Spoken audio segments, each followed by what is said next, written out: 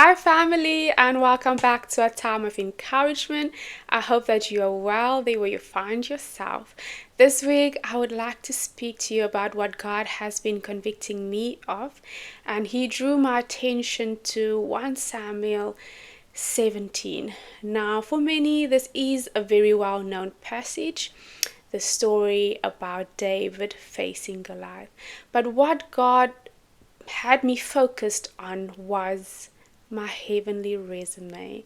And I feel like this is something we don't speak a lot on. And it had me thinking.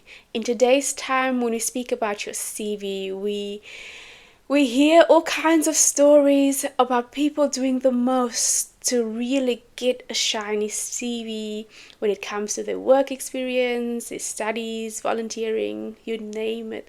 They want to make sure that they have a strong CV.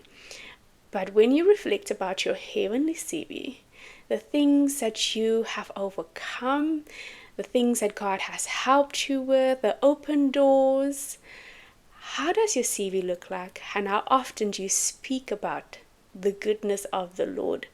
So, just to give a little bit of context regarding the story of David facing Goliath, we have a whole situation here between Israel and the Philistines. And on the Philistine side, they have this giant, strong man called Goliath, who everyone feared. And it speaks about how the Israelites were quite scared of this giant. And Goliath would torture basically the Israelites for 40 days. Every morning he would come out and approach them, and this is what he would say. Then he stood and cried out to the armies of Israel and said to them, "Why have you come out to line up for battle? Am I not a Philistine and you the servants of Saul?" So you really try to get under their skin. "Choose a man for yourselves and let him come down to me.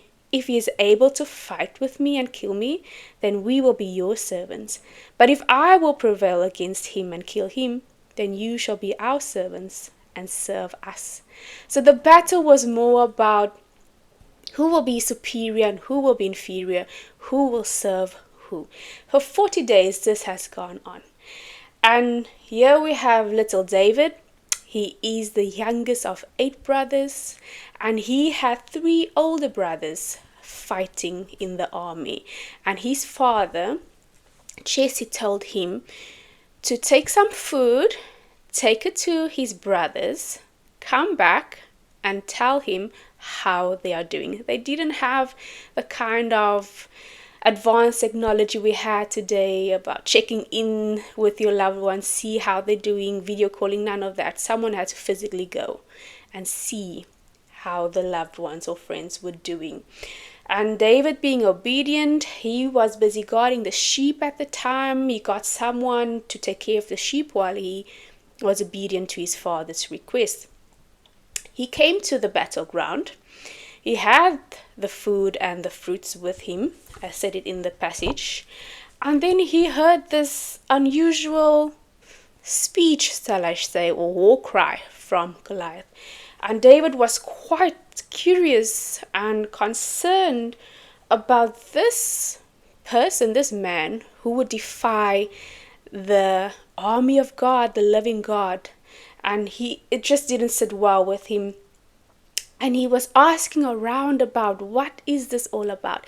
His older brother Eliab heard the whole commotion, and for a moment he was asking, "What are you doing here? Aren't you supposed to guard the sheep?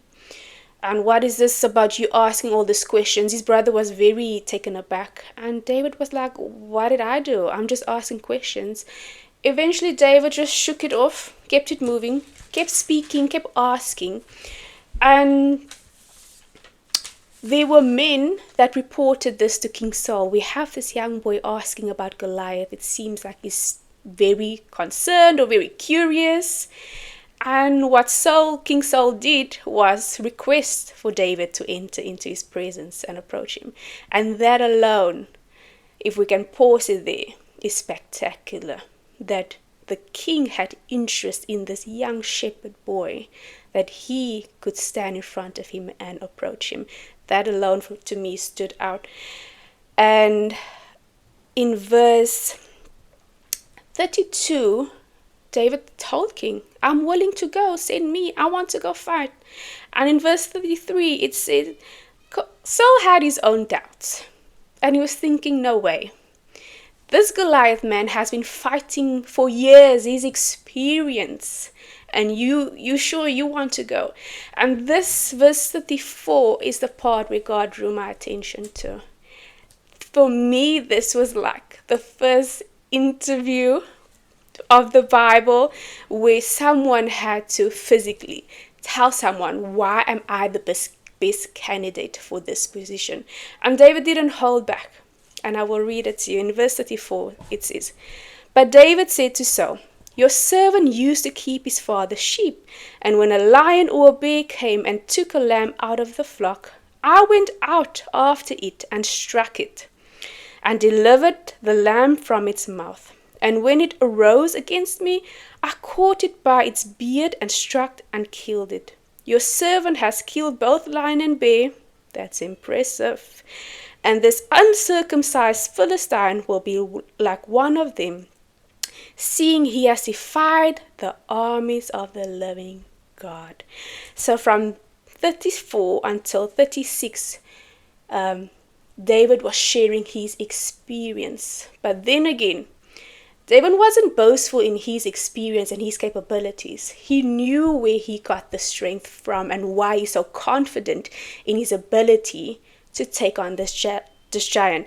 In 37, Moreover, David said, The Lord, who delivered me from the paw of the lion and from the paw of the bear, he will deliver me from the hand of this Philistine. Isn't that spectacular? God was pointing his focus and Saul's focus to the living, true God. And that was unmatched.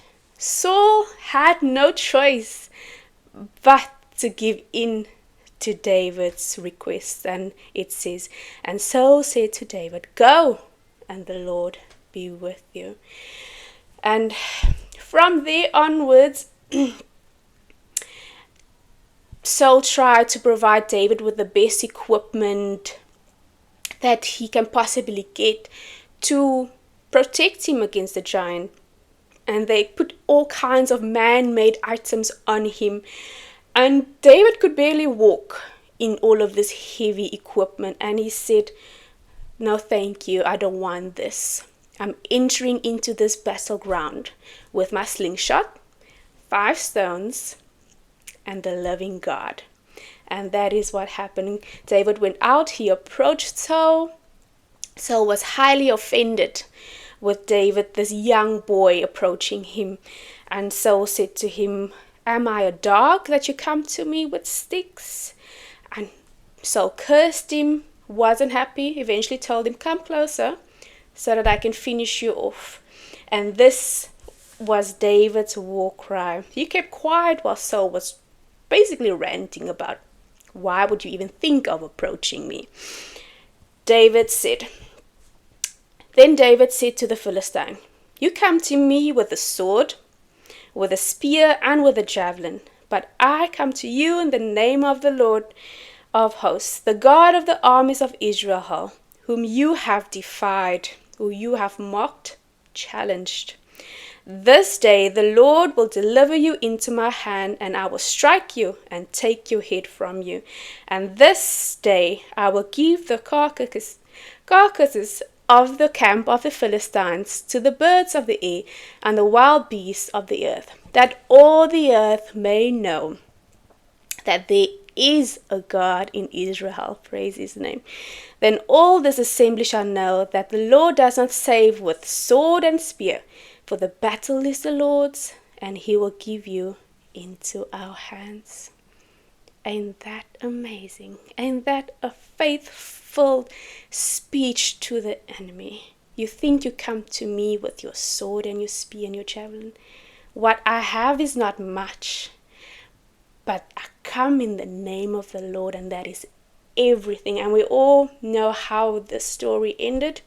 What David has said, what he has promised, happened? The Lord gave Goliath into the hand of the young shepherd boy David, who really doesn't have any experience to go into battle, to be part of an army. But the experience that he had in his younger days came into play. And that is why it's so important that to allow the things that we go through, allow God to do his work in our life, even though we don't see the purpose of it or the ending, that we should know that God is preparing us for something else. And isn't it also special that Jesse, David's father, sent him just to do a check-in, take some food to your brothers, check in with them. And he ended up for a massive opportunity for the Lord to deliver Israel that day. That's why obedience is so important. And what a spectacular story David could tell for generations to come.